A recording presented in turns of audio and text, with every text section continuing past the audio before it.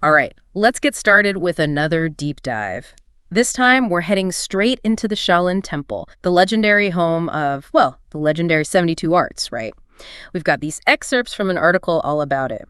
Get ready for some wild stories. Iron bodies, superhuman feats, monks bending the laws of physics, that kind of thing. It was definitely attention-grabbing stuff. But I think beyond just the superpower stuff, 72 Arts offer this really fascinating window into the philosophy and the discipline that's been like core to Shaolin for what, over 1,500 years? Yeah, for sure. And I mean, that's what we're here for, right? To separate the myths from what's real, to dig into the techniques themselves and really explore what makes them so unique. And it's really important to remember that these arts, they weren't just about fighting.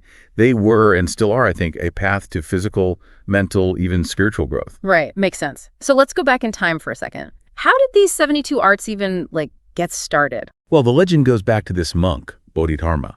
He traveled from India to China to spread, Buddhist teachings. He gets to the Shaolin Temple, and, well, what does he find? The monks are weak. They can barely focus during their long meditation sessions. I guess you could say he gave them a pretty intense workout routine, huh? He did. But it wasn't just about muscles, right? Bodhidharma, he understood how the mind and body were connected. And those early exercises, well, they kind of evolved into what we know as Shaolin Kung Fu. And those 72 arts, they're like a refined version of that whole tradition, a system to develop strength, agility, and this internal energy. They call it Qi. Qi. Oh, yeah, I've heard that term before, but to be honest, I don't really get it. It's this big concept in traditional Chinese medicine and in martial arts, too.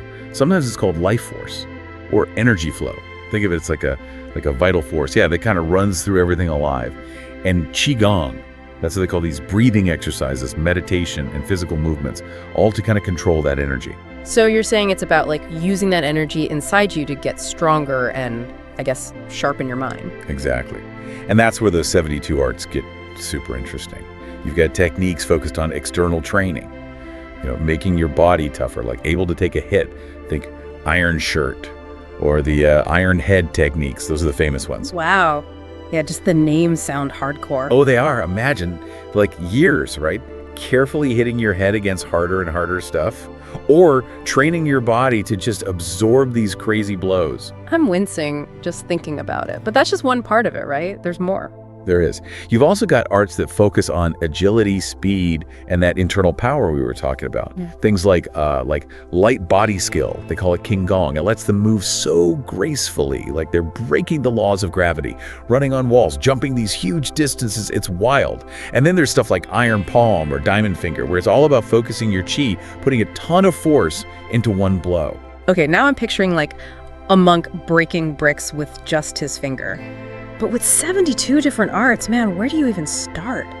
It's definitely a lot. It helps to know that they're grouped by, what they focus on. Some are all about self-defense, some are more about healing, and some are all about training your mind to be super focused. It's really about becoming a master of yourself, both body and mind. Man, it's kind of mind-blowing, the dedication to even learn one of these things, let alone all 72. Absolutely. It's a lifelong journey. Every single art takes years.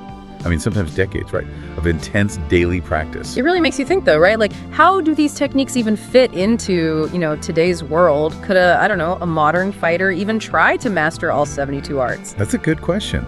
The dedication those Shaolin monks have is inspiring, no doubt. But let's be real, mastering all 72. In today's world, it's probably, impossible. So what's stopping them? What are the biggest challenges someone would run into? Well, first off, think about the time. It's a massive commitment, right? Each art takes years, sometimes decades, right, of hardcore daily practice. And modern fighters, they usually pick one thing or a few techniques and get really good at those, especially if you're competing. Yeah, I guess it's kind of like a doctor. You have general practitioners, but then you have specialists who focus on one thing, both skilled but different, Exactly. Huh. And then there's the risk of getting hurt. A lot of those 72 arts. The training is brutal. It pushes your body to the limit. Now, modern training tries to keep you safe, prevent injuries, but the traditional Shaolin way, man, there's a lot of stress on your body. Most athletes today just couldn't handle it. So physically, it's almost impossible. But is there anything else, like, besides just the body stuff? Oh, absolutely. I mean, the whole environment is different today. Traditional Shaolin training, it's tied to this whole monastic lifestyle. Meditation, mindfulness, being connected to nature, it's immersive, Hard to recreate that in our modern world. It's just too fast-paced. Right, yeah. It's more than just the moves. It's a whole mindset, a way of living, yeah. Totally. Plus, even fighting has changed. Back then, Shaolin Arts were for, like, battlefields, self-defense, but now it's all about speed, being adaptable, thinking tactically. So a monk might be tough, right? Super resilient, but maybe they don't have those same strategies or agility as a modern, like, MMA fighter. Right. The Shaolin Arts are awesome for endurance, power, that inner strength. They might not be the best for all the, like, complexities of fighting today. Okay, so maybe doing all 72 is kind of out there, but have any of those techniques, made it into modern martial arts? For sure. You see Shaolin influences all over, like iron palm. Those principles are in karate, anything with powerful hand strikes. Yeah. And the iron shirt stuff, it's similar to Muay Thai, anything with body hardening. So the Shaolin Arts, they're still alive, even if nobody's doing all 72 anymore. Exactly. And it's more than just the physical stuff. It's that Shaolin philosophy, discipline, self-control, mental toughness. That's valuable for any martial artist, anyone who wants to improve themselves, really. Yeah, it's pretty amazing. Those traditions have stuck around for so long. They still inspire us, even centuries later, in how we train our bodies and our minds. And that brings up a really important point.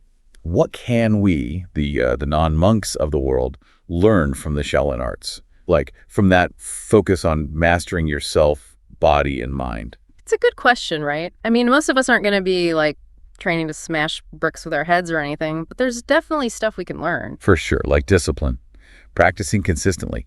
Those monks show us that mastery doesn't happen overnight, right? It takes years, dedication, pushing yourself. Yeah, that's a good lesson no matter what you're trying to do, whether it's sports, art, your job, anything, really. Absolutely. And another thing, how connected the mind and body are. The Shaolin Arts, they emphasize that physical strength and mental discipline. They go together. Qing Gong, meditation, they're about finding that balance, that harmony. That's how they do such amazing things. So it's not just about, like, being strong. It's also about being mentally sharp and focused. Exactly. And it all points to this other fascinating thing about the 72 Arts, exploring human potential. Exploring human potential? What do you mean? Well, those monks, they prove that our bodies and minds are capable of way more than we think. I mean, they do these incredible things. Strength, agility, endurance. It's like superhuman. Like, they make you rethink what's even possible. Totally. Now, we might not all be able to do what they do, but those 72 Arts, they remind us that we can push our limits, do amazing things. It's about finding that strength inside, that discipline to overcome tough stuff and strive for, like, excellence in our own lives. Exactly. Which brings me to a question. I'm curious, and maybe our listeners are too. If you could pick just one of those 72 arts to master, which would you choose? And why? That's a tough one. It's like if you could pick a superpower. There's just so much cool stuff in those 72 arts. It really makes you think, like, what part of yourself would you want to push to the limit? Would it be strength or speed? Yeah. Or maybe just, like, unbreakable willpower? If I had to pick, I think I'd go for that agility, that grace, the Qing Gong, light body skill, moving so smoothly like you're defying gravity, man. That's got to be awesome. I could see that. It's like unlocking this, like, hidden potential for movement, just flowing freely. And think of the practical stuff. Like, imagine getting around a city, no problem, jumping over stuff, slipping through tight spots. They say goodbye to rush hour. Exactly. No more packed subways for me. What about you? Which one calls to you, like, your inner Shaolin master? Ooh, tough choice. But I think for me, it'd be iron shirt. That resilience, standing strong no matter what. That's powerful. Imagine that feeling of knowing you can handle anything. That's a good point. It's not just about the physical strength. It's about that inner strength, like being able to bounce back from anything. Exactly. It's like a reminder that real strength isn't just about muscles. It's about being able to, like, adapt and keep going, no matter what life throws at you. Couldn't have said it better myself. And I think that's really what those 72 arts are about, right? It's more than fighting. It's a whole philosophy, a way of living. It shows what humans can do, like what we're really capable of. Yeah.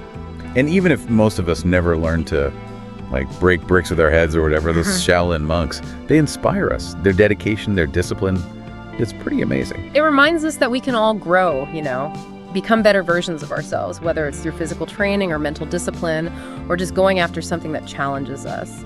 Absolutely. And who knows? Maybe by looking into those 72 arts, the ideas behind them, maybe we'll discover some hidden strengths in ourselves, things we never thought we could do. So to everyone listening, if you're interested in what we talked about today, I'd say check out that source material. Learn more about those Shaolin arts, the history, the whole philosophy. Who knows? You might find your own path to mastery, even if this doesn't involve, running on walls or breaking bricks. And hey, remember, becoming a master, it's not always about the end goal, it's about the journey. It's about facing challenges, pushing yourself, and finding out what you're truly capable of. Well said. Thanks for joining us for this deep dive into the wild world of the Shaolin 72 arts. Until next time, keep exploring, keep learning, and keep pushing your limits.